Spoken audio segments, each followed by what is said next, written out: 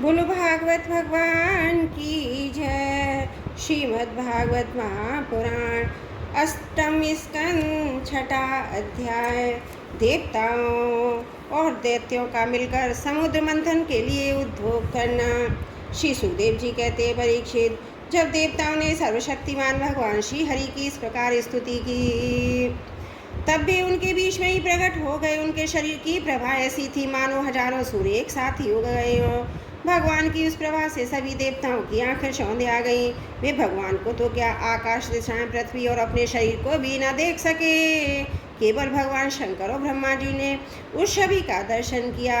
बड़ी ही सुंदर झांकी थी। मरकतमणि पन्ने के समान स्वच्छ श्यामल शरीर, कमल के भीतरी भाग के समान सुकुमार नेत्रों में लाल लाल डोरियां और चमकते हुए सुनहले रंग का रेशमी पीताम्बर। सर्वांग सुंदर शरीर के रोम रोम से प्रसन्नता फूटती पड़ती थी। धनुष के समान टेढ़ी भौएं, बड़ा ही सुंदर मुख, सिर पर महामणि में किरीट और भुजाओं में बाजूबंद, कानों के झलकते हुए कुंडलों की चमक पड़ने से कपोल और भी सुंदर हो उठते थे, जिससे मुख कमल खिल उठता था। कर में करधनी की लड़ियां, हाथों में कंगन, गले में हार और चरणों में नुपुर शोभा मानते। वक्ष स्तर पर लक्ष्मी और गले में कौस्तुभमणि और बनमाला सुशोभित थी। भगवान के निज अस्त्र सुदर्शन चक्र आदि मूर्तिमान होकर उनकी सेवा कर रहे थे। सभी देवताओं ने पृथ्वी पर गिरकर साष्टांग प्रणाम किया। फिर सारे देवताओं को साथ लेकर शंकर जी तथा ब्रह्मा जी परम पुरुष भगवान की स्तुति करने लगे। ब्रह्मा जी ने कहा, जो जन्म, स्थिति और प्रलय से कोई संबंध नहीं रखते, जो प्राकृतिक गुणों से रहित मोक्ष स्वरूप परमानंद के महान समुद्र हैं, जो सूक्ष्म से भी सूक्ष्म है उनका, जिनका स्वरूप अनंत है, उन परम ऐश्वर्यशाली प्रभु को हम लोग बार बार नमस्कार करते हैं। पुरुषोत्तम, अपना कल्याण चाहने वाले साधक, वेदोक्त हम 5 रात्रों तक विधि से आपके इसी स्वरूप की उपासना करते हैं। मुझे भी रचने वाले प्रभु, आपके इस विश्वरूप स्वरूप से हमें खुद समस्त देवगणों के सहित तीनों लोग दिखाई दे रहे हैं। आप में ही पहले ये जगत लीन था, मध्य में भी ये आप में ही स्थित है और अंत में भी पुनः आप में ही लीन हो जाएगा। आप स्वयं कार्य कारण से परे परम स्वतंत्र हैं। आप ही इस जगत के आदि, अंत और मध्य हैं। वैसे ही जैसे घड़े का आदि, मध्य और अंत मिट्टी है, आप अपने ही आश्रय रहने वाली अपनी माया से संसार की रचना करते हैं और इससे फिर से प्रवेश करके अंतर्यामी के रूप में विराजमान होते हैं। इसलिए विवेकी और शास्त्रज्ञ पुरुष बड़ी सावधानी से अपने मन को एकाग्र करके इन गुणों की, विषयों की भीड़ में भी आपके निर्गुण स्वरूप का ही साक्षात्कार करते हैं। जैसे मनुष्य शक्ति के द्वारा लकड़ी से आग, गोय से अमृत के समान दूध, पृथ्वी से अन्न तथा जल और व्यापार से अपनी आजीविका प्राप्त कर लेते हैं, वैसे ही विवेकी पुरुष भी अपनी शुद्ध बुद्धि से भक्ति योग, ज्ञान योग आदि के द्वारा आपको इन विषयों में ही प्राप्त कर लेते हैं। अपनी अनुभूति के अनुसार आपका वर्णन भी करते हैं। कमलनाथ, जिस प्रकार दवाग्नि से झुलसता हुआ हाथी गंगाजल में डुबकी लगाकर सुख और शांति का अनुभव करने लगता है, वैसे ही आपके आविर्भाव से हम लोग परम सुखी और शांत हो गए हैं। स्वामी, हम लोग बहुत दिनों से आपके दर्शनों के लिए अत्यंत लालायित हो रहे थे। आप ही हमारे बाहर और भीतर के आत्मा हैं। हम सब लोकपाल जिस उद्देश्य से आपके चरणों की शरण में आए हैं, उसे आप कृपा करके पूर्ण कीजिए। आप सबके साक्षी हैं, अतः इस विषय में हम लोग आपसे और क्या निवेदन करें। प्रभु में एक शंकर जी, अन्य देवता, ऋषि और दक्ष आदि प्रजापति सबके सब अग्नि से अलग हुए चिंगारी की तरह आपके ही अंश हैं और अपने को आपसे अलग मानते हैं। ऐसी स्थिति में प्रभु, हम लोग समझ ही क्या सकते हैं। ब्राह्मण देवताओं के कल्याण के लिए जो कुछ करना आवश्यक हो, उसका आदेश आप ही दीजिए और आप वैसा स्वयं कर भी लीजिए। श्री सुखदेव जी कहते हैं, ब्रह्मा आदि देवता इस प्रकार स्तुति करके अपनी सारी इंद्रियां रोक ली। सब बड़ी सावधानी के साथ हाथ जोड़कर खड़े हो गए। उनकी स्तुति सुनकर और उसी प्रकार उनके हृदय की बात जानकर भगवान मेघ के समान गंभीर वाणी से बोले, परीक्षित, समस्त देवताओं के तथा जगत के एकमात्र स्वामी भगवान अकेले ही उनका सब कार्य करने में समर्थ थे। फिर भी समुद्र मंथन आदि लीलाओं के द्वारा विहार करने की इच्छा से वे देवताओं को संबोधित करके इस प्रकार कहने लगे। श्री भगवान ने कहा, ब्रह्मा, शंकर और देवताओं, तुम लोग सावधान होकर मेरी सलाह सुनो। तुम्हारे कल्याण का यही उपाय है। इस समय असुरों पर काल की कृपा है, इसलिए जब तक तुम्हारे अभ्युदय और उन्नति का समय नहीं आता, तब तक तुम दैत्य आदि दानवों के पास जाकर उनसे संधि कर लो। देवताओं कोई बड़ा कार्य करना हो तो शत्रुओं से भी मेल मिलाप कर लेना चाहिए। यह बात अवश्य है कि काम बन जाने पर उसके साथ सांप और चूहे वाला बर्ताव कर सकते हैं। तुम लोग बिना विलंब के अमृत निकालने का प्रयत्न करो। उसे पी लेने पर मरने वाला प्राणी भी अमर हो जाता है। पहले क्षीर सागर में सब प्रकार के घास तिनके लताएं और औषधियाँ डाल दो। फिर तुम लोग मंदराचल की मथानी हो और वासुकी नाग की नेति बांध कर अपनी सहायता से समुद्र का मंथन करो। अब आलस्य और प्रमाद का समय नहीं है। देवताओं विश्वास रखो। दैत्यों को तो मिलेगा केवल श्रम और क्लेश, परंतु फल मिलेगा तुम्ही लोगों को। देवताओं असुर लोग तुमसे जो जो चाहे सब स्वीकार कर लो। शांति से सब काम बन जाते हैं। क्रोध करने से कुछ नहीं होता। पहले समुद्र कालकूटी विष निकलेगा, उससे डरना नहीं। और किसी वस्तु के लिए कभी भी लोभ ना करना। पहले तो किसी वस्तु की कामना ही नहीं करनी चाहिए, परंतु यदि कामना हो तो वह पूरी ना हो तो क्रोध तो करना ही नहीं चाहिए। श्री सुखदेव जी कहते, परीक्षित, देवताओं को यह आदेश देकर पुरुषोत्तम भगवान उनके बीच में ही अंतर ध्यान हो गए। वे सर्वशक्तिमान एवं परम स्वतंत्र जो ठहरे, उनकी लीला का रहस्य कौन समझे। उनके चले जाने पर ब्रह्मा और शंकर ने फिर से भगवान को नमस्कार किया और वे अपने अपने लोकों को चले गए। तदंतर इंद्रादि देवता राजा बलि के पास गए। देवताओं का बिना अस्त्र शस्त्र के सामने आते देख दैत्य सेनापतियों के मन में बड़ा शोक हुआ। उन्होंने देवताओं को पकड़ लेना चाहा, परंतु दैत्यराज बलि संधि और विरोध के अवसर को जानने वाले एवं पवित्र कीर्ति से संपन्न थे। उन्होंने दैत्यों को वैसा करने से रोक दिया। इसके बाद देवता लोग बलि के पास पहुँचे। बलि ने तीनों लोगों को जीत लिया था। वे समस्त संपत्तियों से सेवित असुर सेनापति से सुरक्षित होकर अपने राज सिंहासन पर बैठे हुए थे। बुद्धिमान इंद्र ने बड़ी मधुर वाणी से समझाते हुए राजा बलि से भी ये सब बातें कहीं, जिनकी शिक्षा स्वयं भगवान ने दी थी। यह बात दैत्यराज बलि को जच गई। वहाँ बैठे हुए दूसरे सेनापति संवर, अरिष्टनेमि और त्रिपुरा निवासी असुरों को भी यह बात बहुत अच्छी लगी।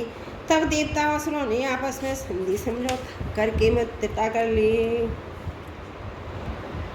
परीक्षित, वे सब मिलकर अमृत मंथन के लिए पूर्ण उद्योग में करने लगे। इसके बाद उन्होंने अपनी शक्ति से मंदराचल को उखाड़ लिया। ललकारते हुए गजरते हुए से समुद्र तट की ओर ले चले।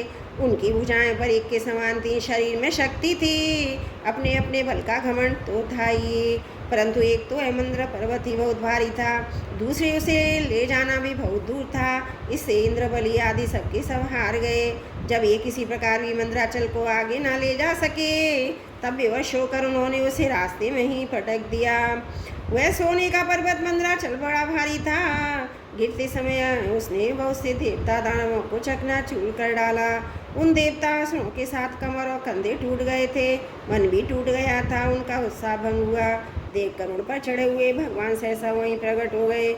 उन्होंने देखा कि देवता असुर पर्वत के गिरने से पिस गए हैं। अतः उन्होंने अपनी अमृतमयी दृष्टि से देवताओं को इस प्रकार जीवित कर दिया मानो उनके शरीर में बिल्कुल चोट ही ना लगी हो।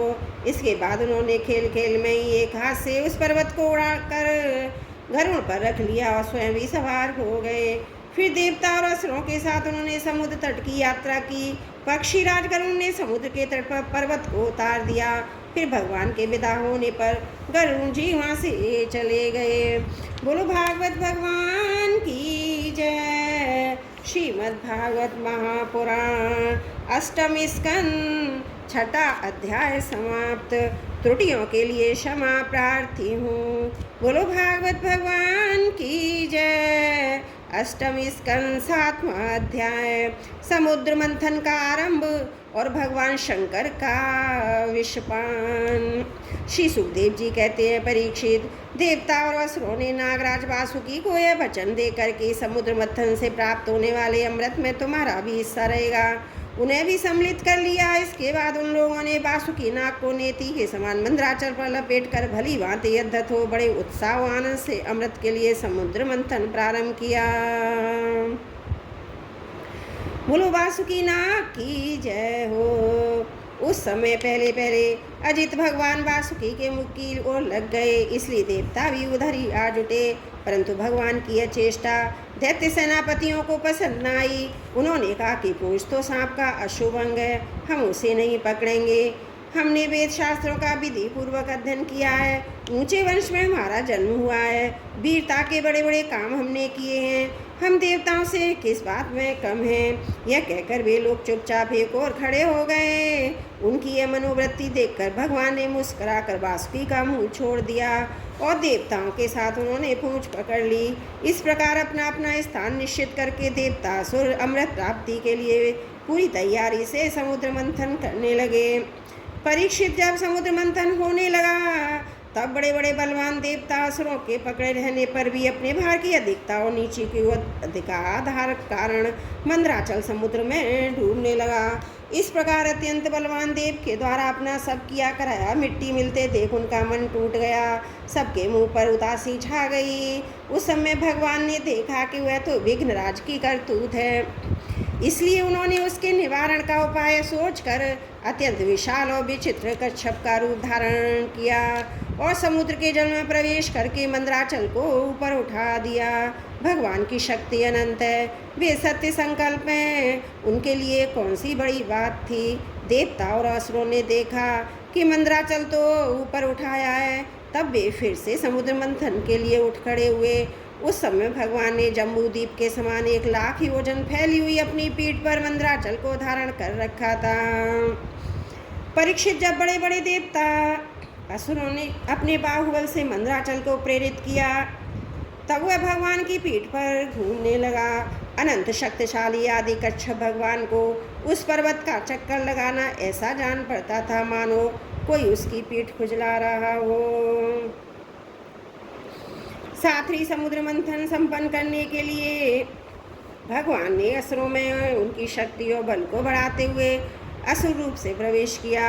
वैसे ही उन्होंने देवताओं को उत्साहित करते हुए उनमें देव रूप से प्रवेश किया और वासुकी नाग में निद्रा के रूप में इधर पर्वत के ऊपर दूसरे पर्वत के समान बनकर सहस्त्रवायु भगवान अपने हाथों से उसे दबाकर स्थित हो गए। उस समय आकाश में ब्रह्मा शंकर इंद्र आदि उनकी स्तुति और उनके ऊपर पुष्पों की वर्षा करने लगे।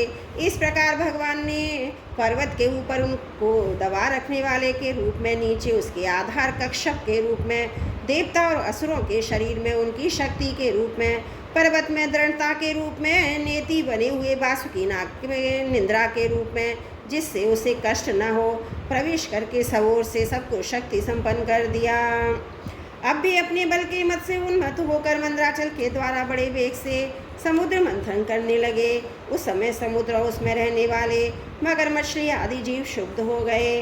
नागराज वासुकी के हजारों कठोर नेत्र, मुख और श्वासों से विष की आग निकलने लगी। उनके धुएं से पोलोप, काले, बलि, इलवल आदि और असुर निस्तेज हो गए।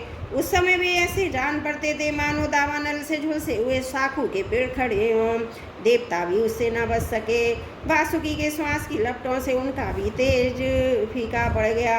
वस्त्र, माला, कवच और मुख धूमिल हो गए।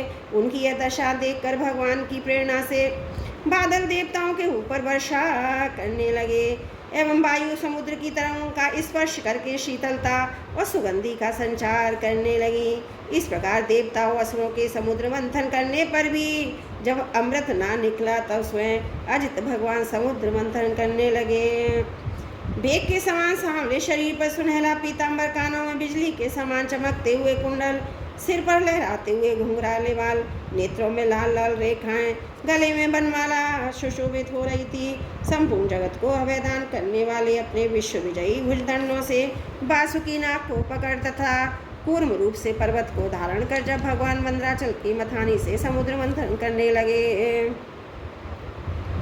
उस समय वे दूसरे पर्वतराज के समान बड़े ही सुंदर लग रहे थे।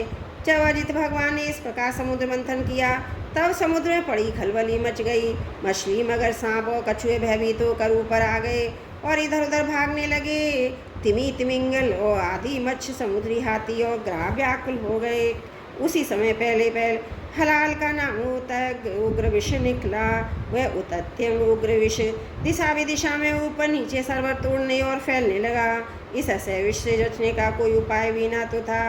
भयभीत होकर संपूर्ण प्रजा और प्रजापति किसी के द्वारा त्राण न मिलने पर भगवान सदाशिव की शरण में गए। भगवान शंकर सती जी के साथ कैलाश पर्वत पर विराजमान थे। बड़े बड़े ऋषि मुनि उनकी सेवा कर रहे थे। वह तीनों लोगों के बुद्धि और मोक्ष के लिए तपस्या कर रहे थे। प्रजापतियों ने उनका दर्शन करके उनकी स्तुति करते हुए उन्हें प्रणाम किया। प्रजापतियों ने भगवान शंकर की स्तुति की। देवताओं के आराध्य देव महादेव, आप समस्त प्राणियों के आत्मा, उनके जीवन दाता, हम लोग आपकी शरण में आए हैं। त्रिलोकी को भस्म करने वाले इस उग्र विष से आप हमारी रक्षा कीजिए।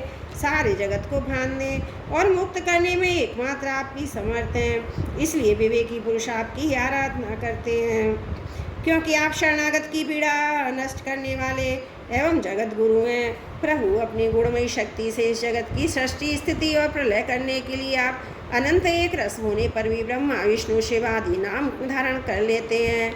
आप स्वयं प्रकाशवान हैं। इसका कारण है कि आप परम रहस्यमय ब्रह्म तत्व हैं। जितने भी देवता, मनुष्य, पशु, पक्षी आदि सत अथवा असत चराचर प्राणी हैं, उनको जीवदान देने वाले आप ही हैं। आपके अतिरिक्त सृष्टि पर भी कुछ नहीं है, क्योंकि आप आत्मा हैं और अनेक शक्तियों के द्वारा आप ही जगत रूप में भी प्रतीत हो रहे हैं। क्योंकि आप ईश्वर हैं, सर्वसमर्थ हैं, समस्त वेद आपसे ही प्रकट हुए हैं। इसलिए आप समस्त ज्ञानों के मूल स्रोत, स्वतः सिद्ध ज्ञान है। आप ही जगत के आदि कारण भय तत्व और त्रिविध अहंकार हैं। आप ही प्राण, इंद्रिय, पंचमहाभूत तथा शब्द आदि विषयों के भिन्न भिन्न स्वभाव और उनके मूल कारण हैं। आप स्वयं ही प्राणियों की वृद्धि और ह्रास करने वाले काल हैं, उनका कल्याण करने वाले यज्ञ हैं एवं सत्य और मधुर वाणी हैं। धर्म भी आपका ही स्वरूप है। आप ऊ आम इन तीनों अक्षरों से युक्त प्रणव तथा त्रिगुणात्मिका प्रकृति हैं, ऐसा वेदवादी ब्राह्मण कहते हैं। सर्वदेव स्वरूप अग्नि आपका मुख है। तीनों लोकों के अभ्युदय करने वाले शंकर, यह पृथ्वी आपका चरण कमल है। आप अखिल देव स्वरूप हैं। यह काल आपकी गति है। दिशाएं कान है, वरुण रसनेन्द्रियाँ हैं, आकाश नाभि है, वायु श्वास है, सूर्य नेत्र है और जल वीर है। आपका अहंकार नीचे ऊंचे सभी जीवों का आश्रय है। चंद्रमा मन है और प्रभु, स्वर्ग आपका सिर है। वेद स्वरूप भगवान, समुद्र आपकी कोख है। पर्वत हड्डियाँ हैं, सब प्रकार की औषधियाँ हैं। घास आपके रोम है, गायत्री आदि छंद आपकी सातों धातुएं हैं। आप सभी प्रकार के धर्म आपके हृदय हैं। स्वामी, साधु जातीय 5 उपनिषद ही आपके तत्स्वरूप। अघोर सद्धो जात का वामदेव और ईशान नामक 5 मुख हैं। उन्हीं के पदच्छेद से 38 कलात्मक मंत्र निकले हैं। आप जब समस्त प्रबंध से उपरत होकर अपने स्वरूप में स्थित हो जाते हैं, तब उसी स्थिति का नाम होता है शिव। वास्तव में वही स्वयं प्रकाशमान परमार्थ तत्व है। अधर्म की दम लोभ आदि तरंगों में आपकी छाया है, जिनसे विविध प्रकार की सृष्टि होती है। वे सतरजतम आपके 3 नेत्र हैं। प्रभु, गायत्री आदि छंद रूप सनातन वेद ही आपका विचार है, क्योंकि आप ही सांख्य और समस्त शास्त्रों में रूप में स्थित हैं। अनेक कर्ता भी हैं। भगवान आपका परम ज्योतिर्मय स्वरूप स्वयं ब्रह्म है। उसमें ना तो रजोगुण, तमोगुण और सतगुण है, ना किसी प्रकार का भेदभाव ही है। आपके उस स्वरूप को सारे लोकपाल, यहाँ तक कि ब्रह्मा विष्णु और देवराज इंद्र भी नहीं जान सकते। आपके कामदेव दक्ष के यज्ञ, त्रिपुरासुर और कालकूट विष आपको आप कभी अभी अवश्य पी जाएंगे। अनेक जीवद्रोही असुरों को नष्ट कर दिया है, परंतु यह कहने से आपकी कोई स्तुति नहीं होती, क्योंकि प्रलय के समय आपका बनाया हुआ विश्व आपके ही नेत्र से निकली हुई आग की चिंगारी अम्लपट से जलकर भस्म हो जाता है। और इस प्रकार ध्यान मग्न रहते हैं कि आपको इसका पता ही नहीं चलता। जीवन मुक्तात्मा राम पुरुष अपने हृदय में आपके युगल चरणों का ध्यान करते रहते हैं, तथा आप स्वयं भी निरंतर ज्ञान और तपस्या में ही लीन रहते हैं। फिर भी सती के साथ रहते देखकर जो आपको असक्त और शमशानवासी होने के कारण उग्र तथा निष्ठुर बतलाते हैं। वे मूर्ख आपकी लीलाओं का रहस्य भला क्या जाने। उनका वैसा कहना निरजता से भरा है। इस कार्य और कारण रूप जगत से परे माया और माया से भी अत्यंत परे हैं आप। इसलिए प्रभु, आपके अनंत स्वरूप का साक्षात ज्ञान प्राप्त करने में सहसा ब्रह्मा आदि भी समर्थ नहीं होते। फिर स्तुति तो कर ही कैसे सकते हैं। ऐसी अवस्था में उनके पुत्रों के पुत्र हम लोग कह ही क्या सकते हैं। फिर भी आपकी शक्ति के अनुसार हमने आपका जो गुणगान किया है। हम लोग तो केवल आपके इसी लीला विहारी रूप को देख रहे हैं, आपके परम स्वरूप को हम नहीं जानते। महेश्वर, यद्यपि आपकी लीलाएं अव्यक्त हैं, फिर भी संसार का कल्याण करने के लिए आप व्यक्त रूप से भी रहते हैं। श्री सुखदेव जी कहते हैं, परीक्षित, प्रजा का यह संकट देखकर समस्त प्राणियों के आकरण बंधु देवादिदेव भगवान शंकर के हृदय में कृपावश बड़ी व्यथा हुई। उन्होंने अपनी प्रिया सती से यह बात कही। शिव जी ने कहा, देवी, यह बड़े खेद की बात है, देखो तो सही, समुद्र मंथन से निकले हुए कालकूट विष के कारण प्रजा पर कितना बड़ा दुख आ रहा है। ये बेचारे किसी प्रकार अपने प्राणों की रक्षा करना चाहते हैं। इस समय मेरा यह कर्तव्य है कि मैं इन्हें निर्भय कर दूं। जिनके पास शक्ति सामर्थ्य है, उनके जीवन की सफलता इसी में है कि वे दीन दुखियों की रक्षा करें।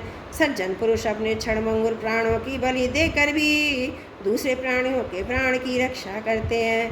कल्याणी अपने ही मोह की माया में फंसकर संसार के प्राणी मोहित हो रहे हैं और एक दूसरे से बैर की गांठ बांधे हुए हैं। उनके ऊपर जो कृपा करता है, उस पर सर्वदा भगवान श्री कृष्ण प्रसन्न होते हैं, और जब भगवान प्रसन्न हो जाते हैं, तब चराचर जगत में साथ वे प्रसन्न हो जाते हैं। इसलिए अभी अभी मैं इस विष को भक्षण करता हूँ, जिससे मेरी प्रजा का कल्याण हो।